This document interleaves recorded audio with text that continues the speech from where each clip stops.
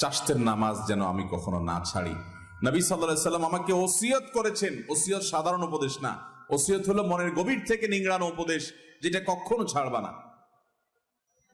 পরম আপনজনদেরকে মানুষ ওসিয়ত করে। নবী সাল্লাল্লাহু আলাইহি সাল্লাম তার সাহাবীকে ওসিয়ত করেছেন যে প্রতি মাসে 3 দিন নফল রোজা রাখা, এটা ছাড়বা না।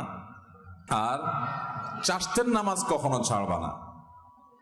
এই হাজার হাজার মানুষের সমাবেশ, না হলেও 30-40 হাজার মানুষ হবে। এত মানুষের মধ্যে মাত্র 2 জন লোক হাত তুলেছেন।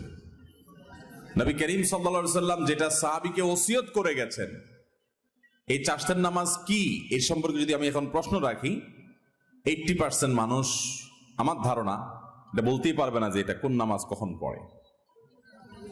আর এই কারণে এই বিলুপ্ত হয়ে যাওয়া আমলটিকে পুনর্জীবন দেওয়ার জন্য, পুনঃপ্রতিষ্ঠা করার জন্য আমি এই বিষয়ে কথা বলতে চাই। আল্লাহ রাব্বুল আলামিন আমাদেরকে এটা পুনরায় প্রতিষ্ঠা করার তৌফিক দান করুন।